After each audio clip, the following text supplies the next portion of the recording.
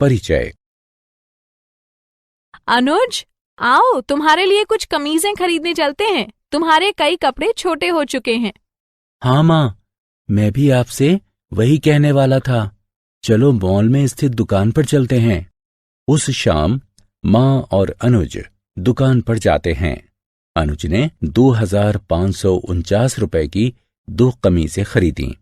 उसकी माँ ने कुछ किराने की वस्तुएं खरीदी और दुकानदार ने उन्हें 2350 रुपए का बिल दिया।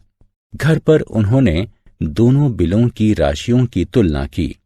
उसने कहा कि उसकी शर्ट की कीमत सभी किराने की वस्तुओं से अधिक है। बच्चों, वो ये बताने में कैसे सक्षम हुआ? जी हाँ, ऐसा इसलिए हुआ क्योंकि उसने बड़ी संख्याओं के बारे में सीख रखा था। आइए हम भी संख्याओं के बारे में और अधिक जानें। उद्देश्य। इस पाठ के अंत में आप निम्न करने में सक्षम हो जाएंगे: संख्याओं की तुलना करना, बड़ी संख्याओं को लिखना, संख्यांकन की भारतीय और अंतर्राष्ट्रीय पद्धति को जानना, निकटतम संख्याओं का आकलन करना, संख्याओं के योगफल, व्यवकलन, गुणन का आकलन करना, कोष्ठकों के प्रयोग से सरलीकरण करना और रोमन संख्यांकन समझना। संख्याओं की तुलना। संख्याओं के समूह या संग्रह की परस्पर तुलना की जा सकती है। संख्याओं की तुलना करने पर हम कह सकते हैं कि कौन सा समूह बड़ा है। संख्याओं को सबसे छोटे से प्रारंभ कर सबसे बड़े तक व्यवस्थित करना आरोही क्रम कहलाता है। संख्याओं को सबसे बड़े से प्रारंभ कर सबसे छोटे तक व्यवस्थित करना अवरोही क्रम कहलाता है। यदि दो संख्याओं के अंकों की संख्या असमान होती है, तब अधिकतम अंकों वाली संख्या बड़ी होती है। यदि दो संख्याओं के अंकों की संख्या समान होती हैं, तब हमें प्रत्येक स्थान पर संख्याओं की तुलना करने की आवश्यकता होती है। 4 अंकों की सबसे बड़ी संख्या 9999 है। 5 अंकों की सबसे छोटी संख्या बनाने के लिए इस संख्या में क्या जोड़ा जाना चाहिए? उत्तर है कि हमें 1 जोड़ना चाहिए। आइए हम पता करते हैं। 9999 में 1 जोड़ने पर हमें 10,000 प्राप्त होता है, जो कि 5 अंकों की सबसे छोटी संख्या है। क्या आप 6 अंकों की सबसे छोटी संख्या का अनुमान लगा सकते हैं? 6 अंकों की सबसे छोटी संख्या 1 लाख है। सबसे छोटी या सबसे बड़ी संख्या का रूप देने के लिए संख्या के अंकों को स्थानांतरित किया जा सकता है। आइए देखते हैं कैसे। बड़ी संख्याएं लिखना। कभी कभी संख्याएं इतनी बड़ी होती हैं कि उन्हें समझना कठिन हो जाता है। तब संकेतन के प्रयोग द्वारा बड़ी संख्याओं को लिखने एवं पढ़ने में सहायता मिलती है। हमारी दशमलव संख्या पद्धति में 1 अंक का मान संख्या में उसके स्थान या स्थिति पर निर्भर करता है। प्रत्येक स्थान का मान दाहिनी ओर से उसके स्थान का 10 गुना होता है। करोड़ तक इसका विस्तार किया जा सकता है। चार्ट संख्याओं को लिखने एवं पढ़ने में सहायता करता है एवं इसे स्थानीय मान चार्ट कहा जाता है। संख्या पद्धति। संख्यांकन की भारतीय पद्धति में हम इकाई, दहाई, सैकड़ा, हजार एवं तत्पश्चात लाख और करोड़ का उपयोग करते हैं। चलिए करोड़ को दर्शाते हैं। हजार, लाख एवं करोड़ को दर्शाने के लिए कॉमा यानी अल्प विराम का उपयोग किया जाता है।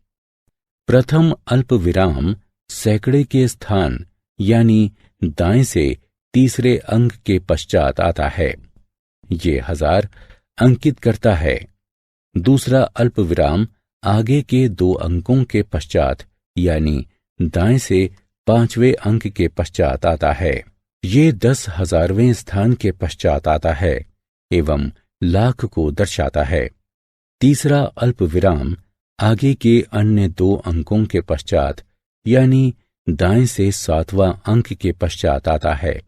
ये 10 लाख के पश्चात आता है। अंतर्राष्ट्रीय संख्यांकन पद्धति जिसका प्रयोग किया जा रहा है, उसमें हमारे पास इकाई, दहाई, सैकड़ा, हजार एवं तत्पश्चात मिलियन है। 1 मिलियन 1,000 का 1000 का होता है। अल्प विरामों का प्रयोग हजार एवं मिलियन को दर्शाने में किया जाता है। ये दाएं से प्रत्येक तीसरे अंक के पश्चात आता है। प्रथम अल्प विराम 1000 दर्शाता है एवं अगला अल्प विराम मिलियन को दर्शाता है। आइए कुछ बिंदुओं को देखते हैं। 1 करोड़ 100 लाख के बराबर होता है। 1 मिलियन 1000 के बराबर होता है। 10 करोड़ 100 मिलियन के बराबर होता है। 100,000 1 लाख के बराबर होता है। निकटतम संख्याओं तक आकलन। जैसे ही हम बड़ी संख्याओं पर आते हैं, उनकी गणना करना जटिल हो जाता है। जटिलता से बचने के लिए हम आकलन या सन्निकटन करते हैं। उदाहरण के लिए 496 विद्यार्थियों वाले एक स्कूल में आप कह सकते हैं कि स्कूल में 500 विद्यार्थी हैं। निकटतम दहाई तक सन्निकट संख्या का तात्पर्य ये पता लगाने से है कि वो किस दहाई के निकटतम है। उदाहरण के लिए 23 का निकटतम सैकड़ा तक 20 के रूप में सन्निकटन कहते हैं। निकटतम सैकड़ा तक सन्निकट संख्या का तात्पर्य ये पता लगाने से है कि वो किस सैकड़ा के निकटतम है। उदाहरण के लिए 423 का निकटतम सैकड़ा तक 400 के रूप में सन्निकटन करते हैं। निकटतम 1000 तक सन्निकट संख्या का तात्पर्य ये पता लगाने से है कि वो किस 1000 के निकटतम है। उदाहरण के लिए 3800 का निकटतम 1000 तक 4000 के रूप में सन्निकटन करते हैं। योगफल, व्यवकलन और गुणन का आकलन। निकटतम संख्या तक आकलन करके 2 बड़ी संख्याओं के योगफल का आकलन करने में सहायता मिलती है। उदाहरण के लिए 4780 एवं 3325 को जोड़िए। 4780 का सन्निकटन बराबर 4800 है। 3325 का सन्निकटन 3000 है और दोनों का योगफल 7800 है। निकटतम संख्या तक आकलन करके 2 बड़ी संख्याओं के व्यवकलन का आकलन करने में सहायता मिलती है। उदाहरण के लिए 29,664 से 22,345 को घटाइए। 29,664 का सन्निकटन बराबर 30,000 रुपये है। 22,345 का सन्निकटन बराबर 20,000 है और दोनों का अंतर 10,000 है। निकटतम संख्या तक आकलन करके 2 बड़ी संख्याओं के गुणनफल का आकलन करने में सहायता मिलती है।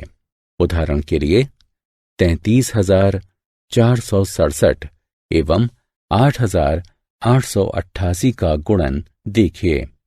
33,467 का सन्निकटन बराबर 33,000 है। 8,888 का सन्निकटन 9,000 है।